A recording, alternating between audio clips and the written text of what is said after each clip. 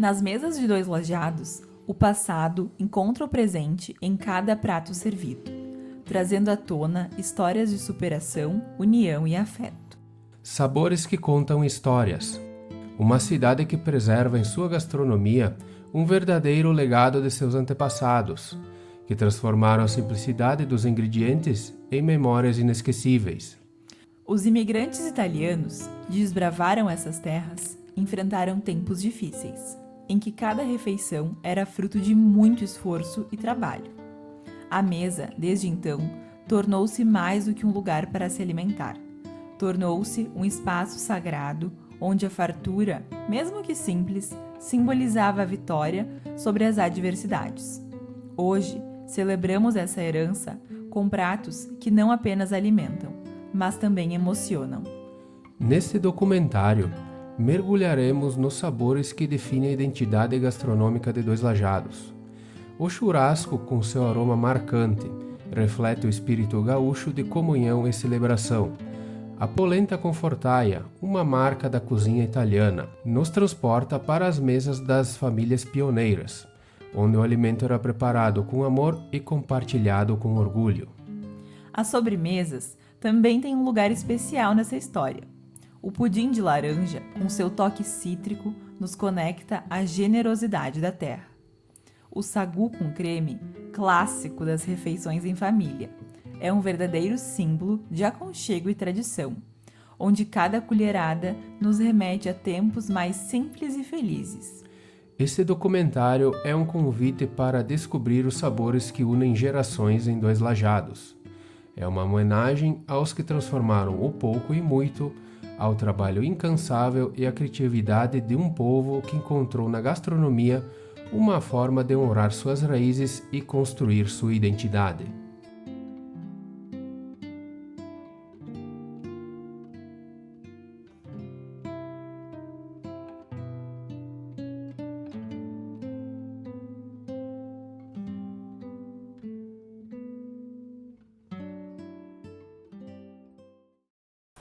Olá pessoal, sou Ivanildo Panizzi,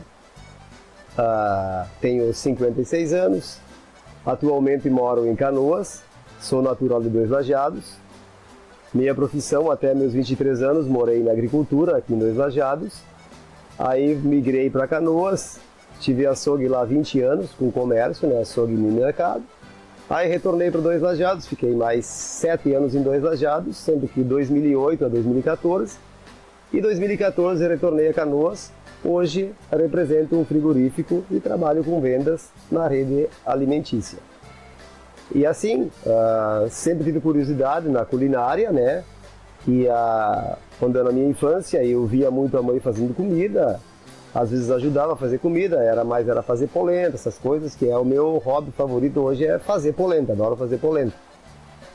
E tanto é que foi que em 2012 para 2013, eu me especializei na gastronomia. Eu fiz um curso de gastronomia gaúcha lá na Univates em Lajeado. E aí fui aperfeiçoando. Hoje eu procuro fazer muita coisa em casa, assim. Às vezes nós temos grupo de piquete em Canoas, que a gente joga futebol, e nós temos lá um piquete. Então eu procuro lá fazer minhas polentas, minhas galinhadas, essas coisas, e churrasco, né? Gosto muito de fazer churrasco. Também, essa parte, consigo fazer alguma coisa. Então, assim, hoje nós vamos fazer um churrasco, né? Que vai ser aquele churrasco raiz mesmo, né? Fui pra roça, busquei a lenha, fiz fogo na churrasqueira a lenha mesmo. Aí botamos uma costela, um vazio, uma carne de ovelha, um franguinho e uma linguiça tradicional para aperitivo, né? Churrasqueira raiz. Então foi, como a gente dizia assim, aquele churrasco raiz mesmo, não é o churrasco moderno hoje em dia, né? Que a gente fez com o que tinha na nossa volta aqui hoje, né? Mas ficou de muita boa qualidade. E esse churrasco eu aprendi com meu pai, né? Que meu pai sempre fez churrasco a lenha, nunca quis assar churrasco com carvão, né? E então aquele tempero dele, né, que é o sal, que ele já prepara com os temperinhos que ele colhe na mata ali uns temperos nativos, né? Sal grosso misturado com o tempero. E basicamente foi isso, né? Uma coisa mais simples, né? Sim, essas receitas de churrasco é uma coisa que não se faz todo dia, né? Que nem hoje a gente se reuniu aqui, veio o pessoal da família e tal. Então foi assim, vamos fazer um churrasco. E aí foram feitos churrasco. Churrasco pelo menos a gente faz final de semana e em ocasiões especiais, né? E o segredo desse churrasco é a lenha, que a gente tem que pegar sempre uma lenha que não deixa uma lenha que não tenha muito gás forte. Normalmente a gente usa o plátano. O plátano é uma lenha boa que hoje a gente consegue fácil, né? Que a gente não pode estar desmatando certas madeiras, né? Então, e o churrasco feito a lenha, normalmente ele sempre fica melhor, porque ele demora mais para assar, com calma, né? Fogo bem alto. E o gosto da carne fica totalmente diferente do que feito um churrasco a carvão, né? E eu nasci a região aqui em Dois Lajados mesmo, e na nossa infância a nossa comida básica era muita polenta, muita massa, arroz, feijão colhido na colônia, aipim, batata doce. Mas o que mais eu gostava era quando chegava o dia que a gente matava porco. Aí tinha o torresmo. Aí a gente já pegava aquela carne, porque a energia elétrica veio em 77. Então a gente não tinha energia elétrica, eu já tinha meus 10 anos. Aí o pai matava o porco e cozinhava a carne na banha. E se guardava a carne na banha. E essa podia ficar mais tempo. E fazia muita linguiça para comer no decorrer dos meses, né, que se passavam, né, com a carne de porco. E aquilo também se usava muito aqui, a vizinhança, né? Um matava o porco e distribuía para 4, 5 vizinhos, levavam um pedaço de carne de porco. Aí depois, quando o outro vizinho matava um porco, ele retribuía, devolvia um pedaço de porco, de carne. Então, como não se tinha geladeira, era uma maneira de cada 15 dias por aí um fazia essa troca e aí sempre se teria carne fresquinha para comer. O café da manhã basicamente era café com leite. Às vezes, quando não tinha café, se fazia o chá de mate, né? Chá de mate, chá de erva. E a tradicional de manhã era polenta, algum ovo frito, queijo, né? Muita nata se comia, tirava do leite aquela natinha, né? Se tomava o café da manhã. Polenta, nata com batata doce, coisas assim. Aí no meio da manhã a gente ia para a roça normalmente, então era uma fruta, às vezes o pai ia para a roça mais cedo, então a gente levava o café da manhã na cestinha, né, que era, como é que é? Na esporta, você levava o cafezinho, daí ele tomava o café da manhã na roça. Aí se retornava perto do almoço, normalmente era massa que se comia do meio-dia, algumas carnes, quando se matava algum frango ou propriamente carne de porco, né? Arroz, feijão, verduras, muita verdura, que se tinha horta, né?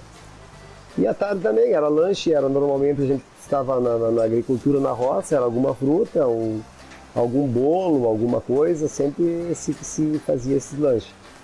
E à noite normalmente fazia uma fortaia, às vezes pegavam ovos, uma omelete, que eles falam hoje, mas nós falamos fortaia, né?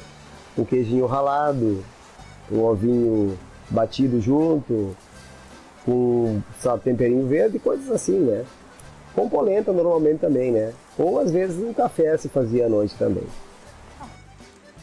Quais carnes então que são essas? Pois, linguiça, que é normal, todo mundo sabe, aqui é frango, todo mundo conhece frango, né? Aqui é um vazio. Gado, vazio. Uma costela tradicional. Costelinha. Pernilho de ovelha. Pernilzinho de ovelha. E a costela de ovelha também. Esse é o churrasco. Aí nos final de semana, quando se tinha, não era todo final de semana que se fazia um churrasco. Às vezes era uma carninha assada no forno e o pai e a mãe eles tinham criação, sempre tinha peru. Então lá cada quinzena, uma vez por mês, matava-se um peru, né? E fazia assado no forno de barro, aquele forno antigo. Fazia aquele assado no forno. Ou às vezes um um pernil de leitão, coisas assim, até galinha se fazia assada, né? E se fazia muito pão naquele forno, né? Aquele pão caseiro tradicional. Sim, a comida basicamente era sempre feita no fogão a lenha, porque se acendia o fogão a lenha de manhã às 6 da manhã, 5 da manhã, e só apagava na noite. Então, o fogão a gás, eu acho que é o primeiro fogão a gás que veio na casa do pai aqui, olha, eu acho que devia ter uns 15 anos, lá para os anos 80, acho que veio o primeiro fogão a gás, se não era basicamente, era um fogão a lenha que se fazia, todas as comidas eram feitas no fogão a lenha, né? Não contando que o paladar, o gosto da comida feita no fogão a lenha sempre foi muito mais saboroso do que no fogão a gás. A comida que hoje a gente não vê mais, que na minha infância, que a minha mãe fazia muito, era o famoso pien, que a gente fala, uns falam recheio, mas era aquele pien que era feito, fazia-se tipo um bolo, mas era uma coisa enrolada, e eles enrolavam num pano e cozido na água, né? Então era o famoso pien, que hoje muito raro se vê isso, né? Isso é o que mais me traz saudades da minha infância.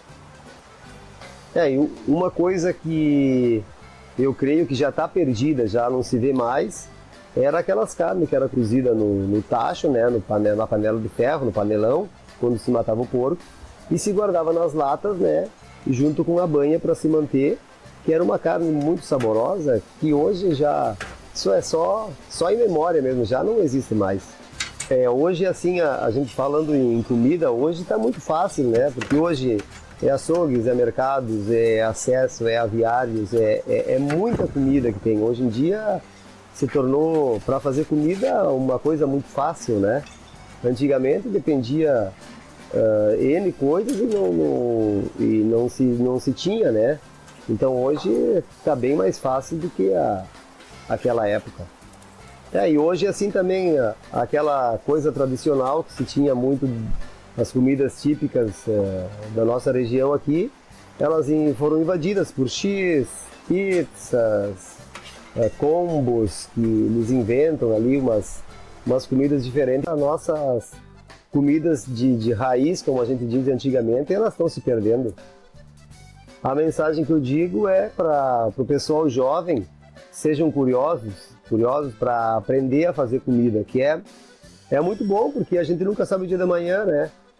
Tu sabendo fazer comida, quando tu vai almoçar em algum restaurante, em algum lugar, tu vai ver se a comida é boa ou se ela é ruim. Porque se tu sabe cozinhar, tu fica exigente, tu não é mais a mesma pessoa quando tu sabe cozinhar, tu vai comer, então tu sabe se a comida é boa ou se ela é ruim. Então a mensagem que eu digo é: aprendam, que vocês vão valorizar muito quando vocês chegar num restaurante, vocês vão saber avaliar se a comida é boa, vão sentir o gosto do tempero, se ela tem tempero natural, se ela tem tempero sal, coisas que eles põem na comida para dar paladar, mas não aquele gosto natural da própria comida.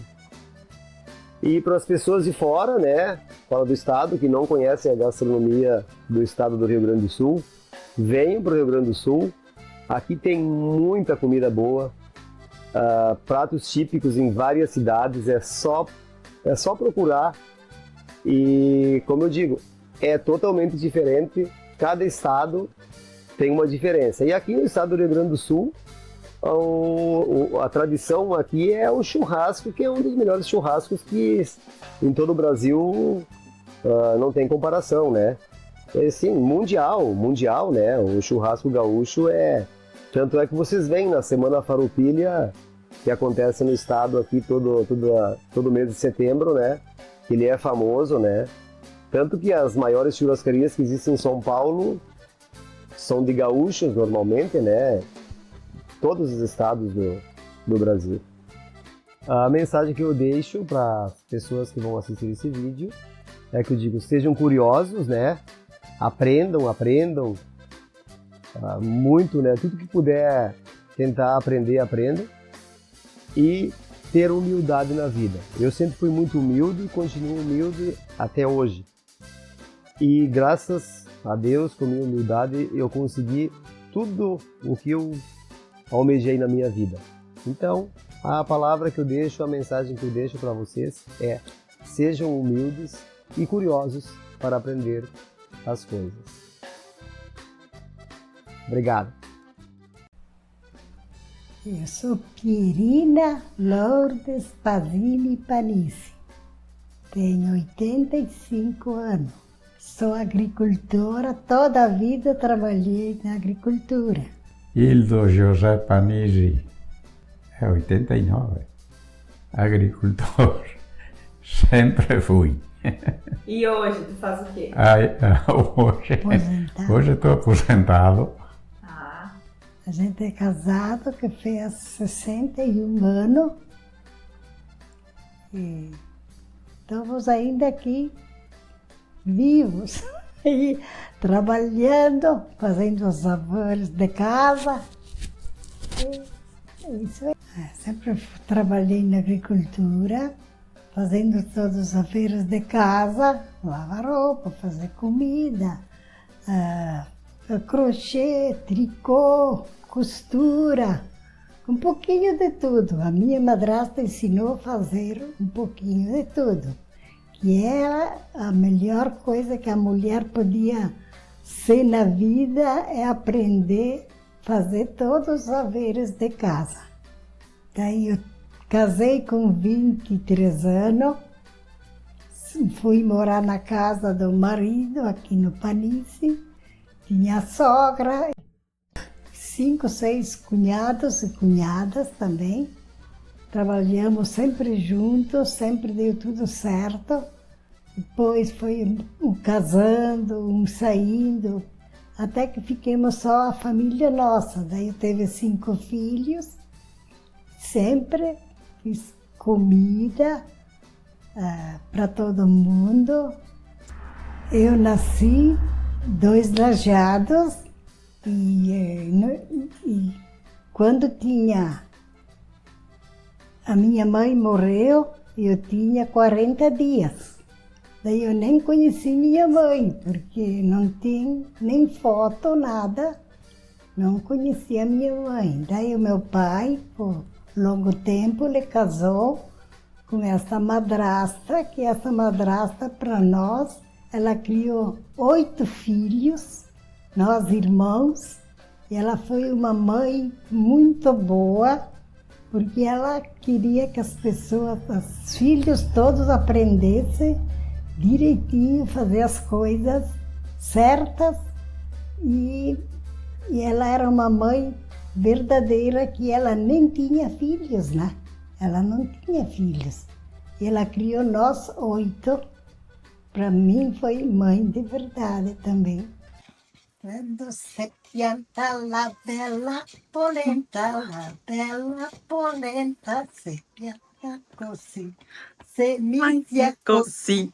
La bella polenta così, cha cha pum, cha pum, cha cha pum, cha cha pum. E nós, a comida, nós sempre fazia lá, aquele tempo, o doce que nós tínhamos era açúcar de cana e mel. Era isso que nós comíamos de coisas doces. Mas comida sempre, graças a Deus, nós tínhamos, vivemos bem. Tá? No café da manhã nós comíamos polenta torrada com queijinho e nata e pão e mel.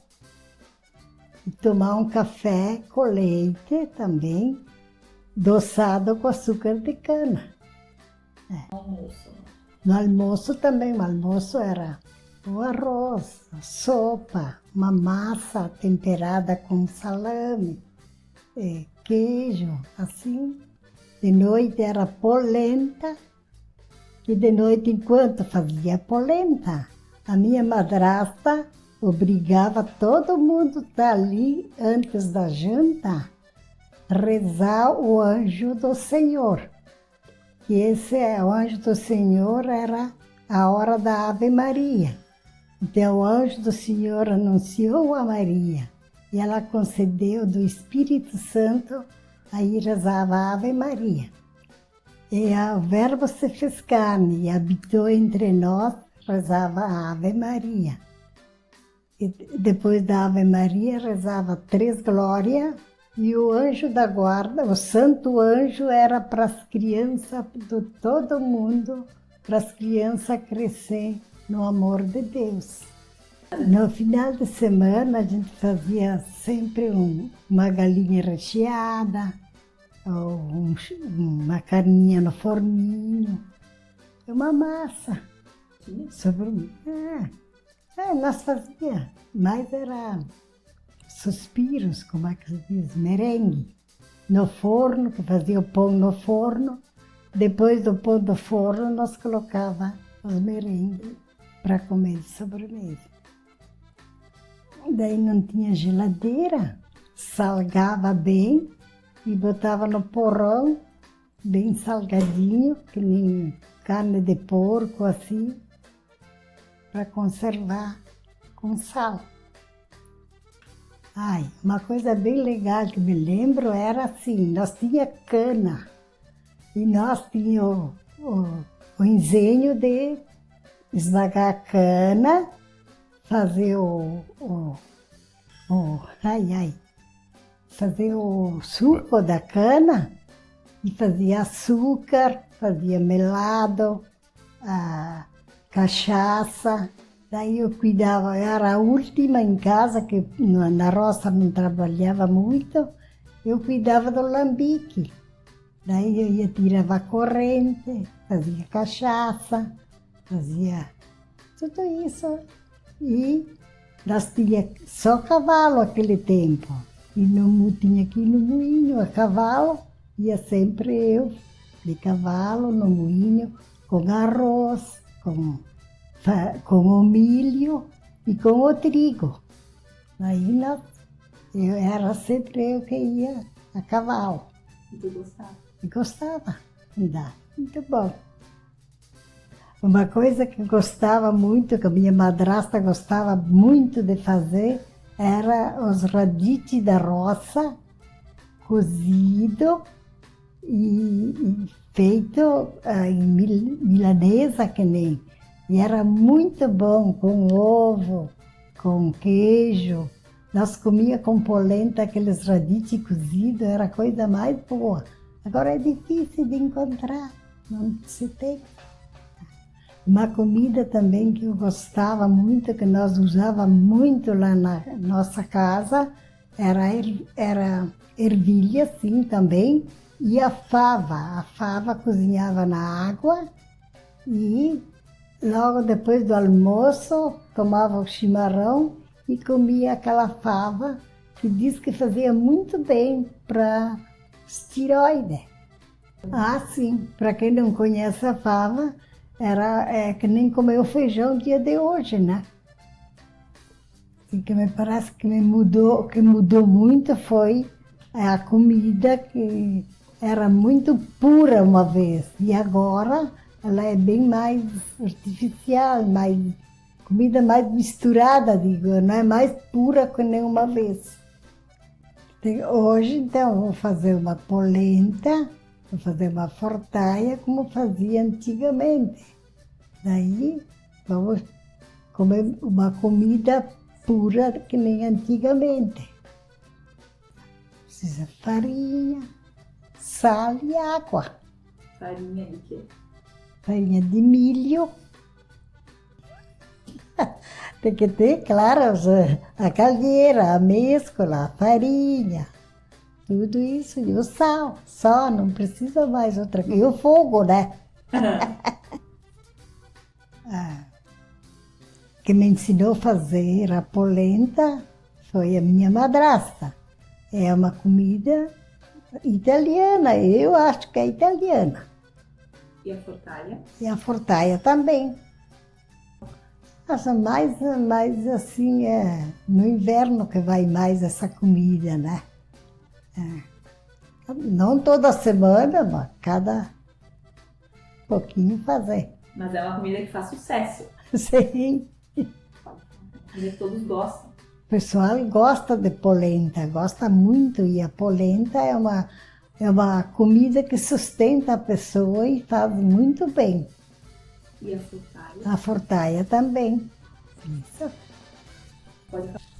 Para fazer a fortaia, eu usei salame, queijo picado, e ovos, e sal, e um pinguinho de banha para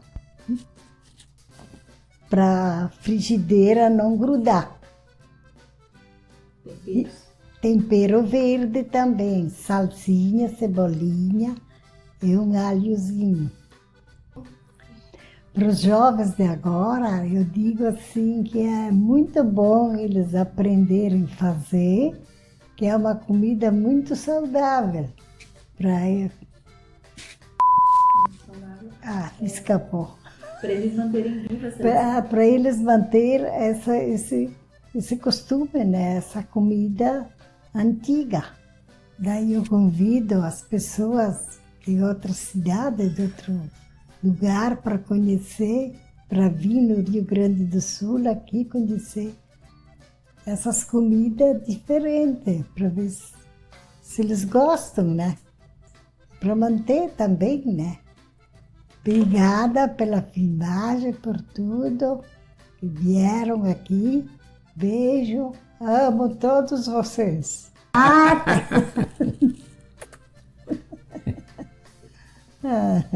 Meu nome, então, é Rosana Maria Signor da Silva, tenho 58 anos, trabalho, então, na Emater, há 34 anos de extensão rural nesse trabalho, onde nós envolvemos, então, todas as comunidades do município nesse trabalho a campo, um trabalho que a gente fortalece os laços tanto familiar, quanto a questão que a gente engloba tanto social como econômica, e especificamente a minha área é a área social.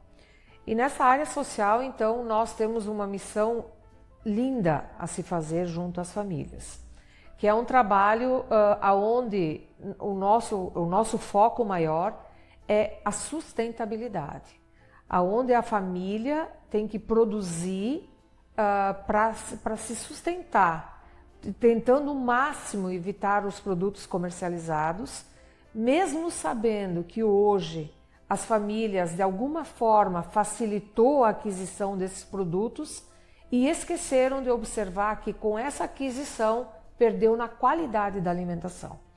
Então nós, como Emater, como trabalho de extensão, tendo sempre o foco na família rural, é fazer com que a família resgate valores, resgate a produção para o autoconsumo, resgate produzir mais para consumir e comprar menos. Então, descascar mais e desembrulhar menos. Então, que a família aprenda a ter hábitos saudáveis, reaprender, melhor dizendo, reaprender, porque de alguma forma, com a modernidade, se perdeu isso também. Então é importante ressaltar que eu sou natural da cidade de Casca, né, mas muito pequena, ainda fui para o município de Arvorezinha. Então nós, uma família simples, né, alimentação simples, nós nunca fomos agricultores, né, mas tive o aprendizado com a minha mãe, que era fazer as coisas, né, até por ter menos condições, só o pai que trabalhava. Então ela tinha esse hábito e ele permanece até hoje, e ela com 80 anos, ela tira o tempo para fazer o pão, para fazer o bolo. Então nós trouxemos isso de casa. Então a nossa alimentação era muito simples, o café era um café simples, pão, chimia, bolo, biscoito, café com leite. Mas uma coisa que eu guardo, por exemplo, assim, hoje, a minha mãe não deixava comer um pedaço de bolo sem primeiro comer uma fatia de pão, porque bolo era mais caro, né? Então nós tínhamos que comer o pão com a chimia para depois comer o pedaço de bolo. Isso eu não vou esquecer. Hoje, quando eu sento e tomo café e vou comer um pedaço de bolo, eu lembro que na minha infância não era assim. Nós não tínhamos essa disposição. O pão era mais fácil, porque ela fazia o pão de milho, ou a farinha mais em conta. Então a alimentação era baseada nisso. O almoço a mesma coisa, feijão, arroz, carne. A carne em si, eu não lembro muito de comer carne, um churrasco. Eu lembro do guisado, porque era uma carne mais em conta, mais barata. E a janta nossa era muito simples, era um café. Então nós fomos criados de uma forma muito simples. Aquilo que a grande maioria das famílias foi também. Então hoje, como o meu trabalho, eu me preocupo muito em fazer com que a família tenha isso. Então isso eu sou tranquila em dizer que o trabalho que eu tenho junto às mulheres, principalmente dos clubes de mães, é justamente este resgate, este cuidado com a alimentação, de fazer, porque lá tem o ovo, lá tem a farinha, lá tem o leite, e com esses ingredientes nós podemos fazer maravilhas na nossa alimentação. Só que as pessoas deixam de lado, deixam de fazer o biscoito para ir buscar um pacote de biscoito no mercado. Um biscoito que é totalmente industrializado, que se for ler o rótulo do biscoito, a gente vai ver o que está ali, diferentemente daquilo produzido nas nossas famílias. Então esse é o maior propósito nosso como trabalho. E a gente, com essa preocupação também, no ano de 2005, nós fizemos exatamente esse resgate, junto aos grupos organizados do nosso município, onde foi editado um livro justamente de resgate dessas receitas, fazer com que as famílias, no caso os grupos de mulheres, trouxessem uma receita do que era feito nas famílias, de uma forma simples, com os ingredientes simples, não que a gente não trabalhe com a modernidade, porque muitas, por exemplo, assim, vou citar um exemplo, o leite condensado. Nós ensinamos as famílias a fazer o leite condensado, porque a grande maioria tem o bovino, a vaca de leite nas suas propriedades. Mas, muitas vezes, por questões de tempo, porque não vou fazer, vai lá e compra. E ele se torna da mesma qualidade. Então, são hábitos que nós, como Extensão Rural e Emater, nós queremos, levamos, sensibilizamos as famílias a ter esse resgate. E é importante também ressaltar que nesse trabalho, eu gosto muito de citar quem trabalha conosco nisso, que nós temos todo esse apoio desse trabalho de sustentabilidade, de segurança e soberania alimentar da administração municipal, porque além de tudo aporta recursos para que as famílias, para que nós possamos melhorar ainda mais o trabalho que nós levamos na extensão rural. O que a gente percebe que houve mudanças no decorrer, vamos pegar nos nossos 34 anos que a gente trabalha com as famílias, nós tivemos épocas que a gente produzia mais com o que se tinha. Depois teve um espaço de tempo que se buscou muito o alimento industrializado. E não sei se foi um reflexo de toda a informação que se recebe, que se passa, que se tem no dia a dia, através das redes sociais, dos grupos organizados, através de leituras, que é provado, né, que a alimentação a errada nos trouxe muitas doenças. Então as famílias estão voltando a ter um resgate do que é produzido com qualidade pelas famílias. Então não que não se compre o alimento industrializado, mas a gente percebeu que houve mudança sim, inclusive na adesão. Como a gente tem oficinas de culinária todos os anos, a gente percebeu a demanda aumentou. E automaticamente, se a demanda aumentou, é porque as famílias estão mais preocupadas em resgatar, em aprender, em fazer mais para a sua família. Bom, então nós, através desse resgate também, a gente vai apresentar uma receita que é tradicional, que se via muito nas festas das comunidades, nas famílias, mas nós vamos trazer ela mais simplificada, que é o pudim. As famílias faziam o pudim de leite e o pudim de laranja. Por quê? Porque eram os ingredientes que se tinha acesso.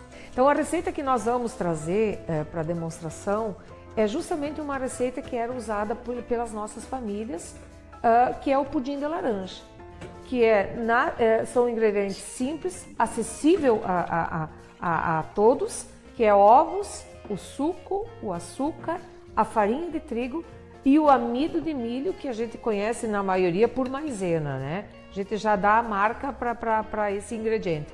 Então, muito prático, né? Carameliza a forma do pudim, bate tudo no liquidificador, antigamente se batia à mão mesmo, né? E se coloca em banho-maria e deixa ali 40 minutos e está pronta a sobremesa. Então era sim uma sobremesa usada, é usada ainda hoje, e tem gente que fala com carinho do que era feito, mas muitos largaram de fazer esse tipo de receitas tão simples e tão significativa na vida nossa, que era o que nós tínhamos antigamente.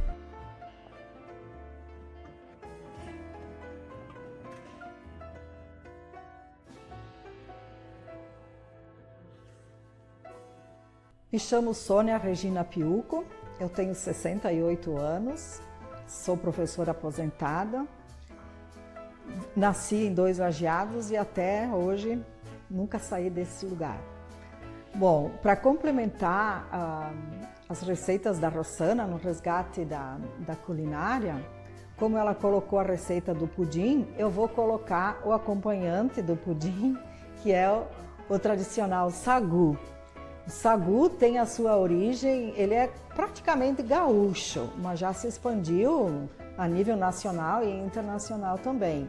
O vinho, lógico, dos nossos imigrantes, e para engrossar o vinho, tempos depois, eles aprenderam a comer a mandioca, o aipim, e fizeram aí uma mistura que gerou uma sobremesa legal para eles, acompanhar com o pudim. Então, depois, claro que a mandioca foi passando por processamentos e hoje temos o sagu em grãozinhos. Então, e para acompanhar o delicioso sagu, não pode faltar o creme de leite, né? Que esse trio é encontrado em todas as nossas famílias, como bem disse a Rossana, nos finais de semana, ou para uma visita, ou quando mesmo a gente tem vontade. E nos restaurantes, né, são os mais pedidos e infalíveis. Então essas serão as nossas receitas hoje.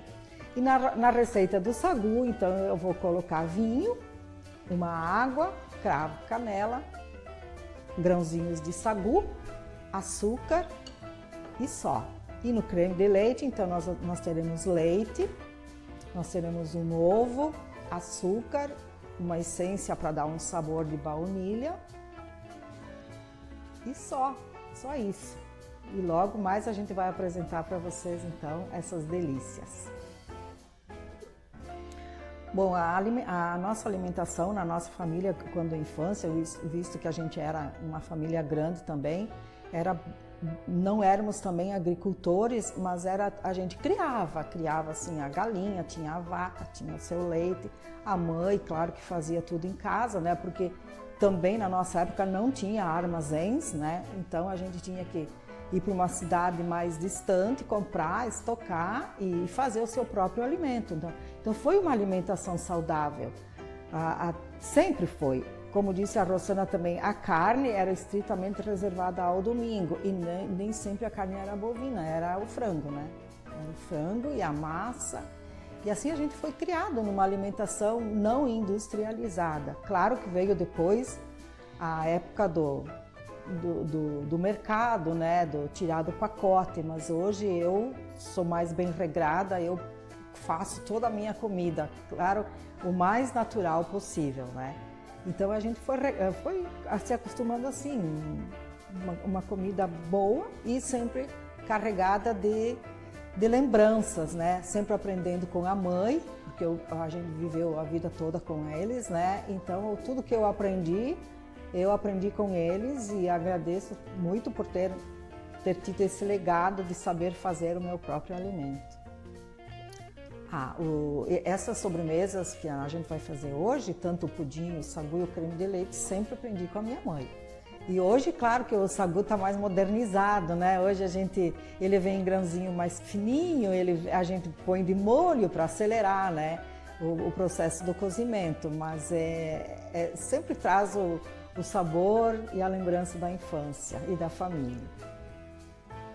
Então, fica o nosso pedido a todos os munícipes para visitar os restaurantes locais, os restaurantes dos municípios vizinhos, a própria Serra Gaúcha, que a gente tem uma gastronomia rica, riquíssima, que é uma dos melhores do Brasil. A gente que é gaúcho e que é ítalo gaúcho também, a gente expande, né?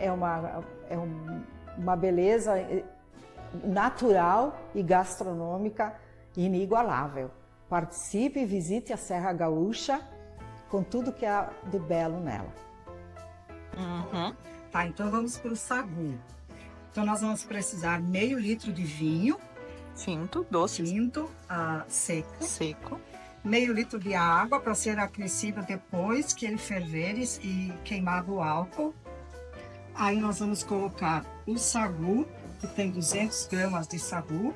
Nós vamos umedecer 1 xícara, 2 de água. Isso a gente faz no começo de todo o processo, que quando o vinho está pronto, já fervido, ele já está pronto para ser colocado. Ah, Cravo, canela. mais ou menos quanto? Eu tenho dois paus de canela, 1,5 pau e uns 7, 8 grãozinhos de cravo. Uhum. Nós temos 200 gramas de açúcar. E vamos lá pro fogo. Então, tá, dá um oizinho aqui pra nós.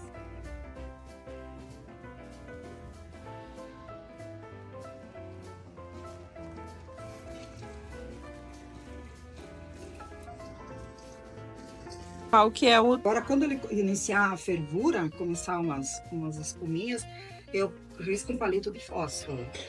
Aí o álcool evapora mais depressa, né? E daí não tem problema de quando for comer ficar Bêbado. Fica tchuco. É. Agora deixa eu vou colocar aqui o cravo e a canela. O açúcar vem depois aí, né? No fim. É a última coisa.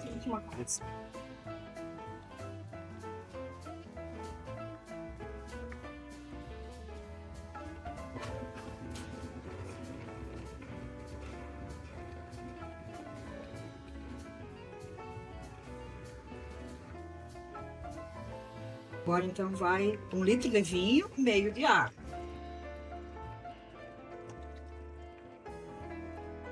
Agora eu vou deixar ferver.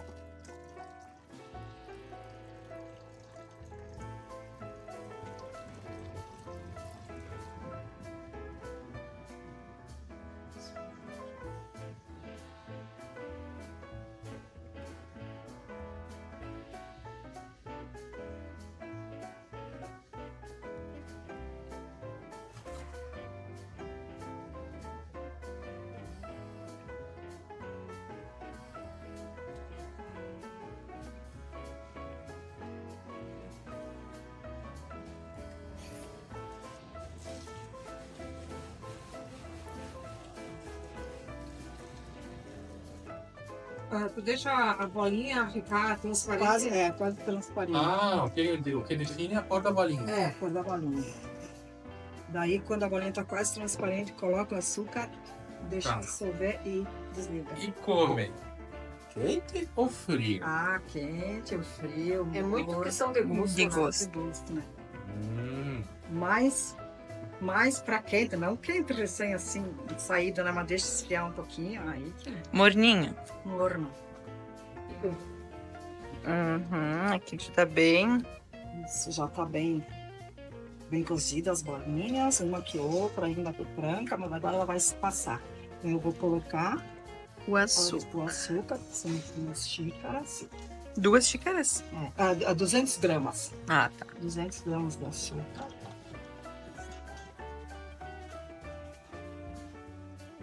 Olha, já vai mudando A textura, né?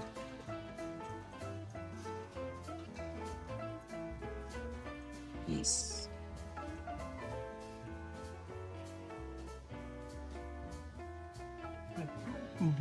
Agora eu vou desligar. Sabe, pronto. Depois, querendo, tu pode tirar. Fica à vontade para tirar a canela e as cravinhas, sabe?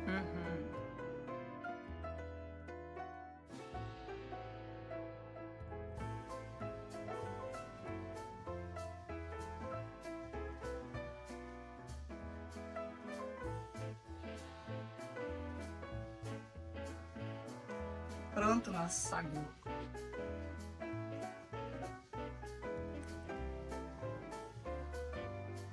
Para o creme branco, então, meio litro de leite.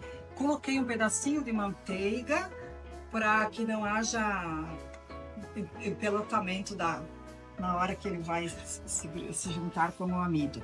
Então, aqui nós temos 3 colheres. 3 colheres, mais ou menos, um pouquinho menos de amido de milho. Com água, né? É, dissolvi na água já. Então, aqui uma gema. Uhum. Uma geminha.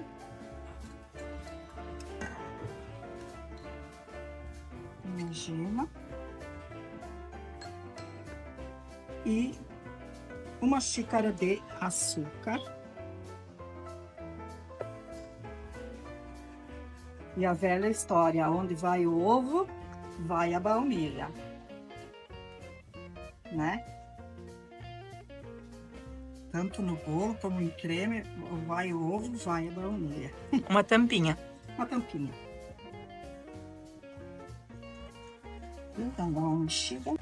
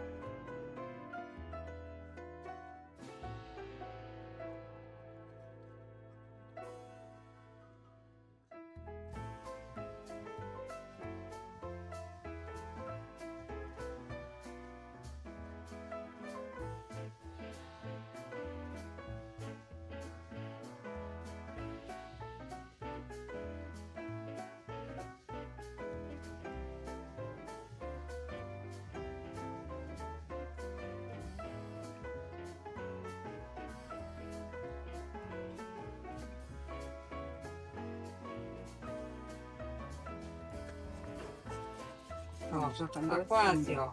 Ó. Quase. Uhum. Aqui também. Já tá tomando consistência, ó.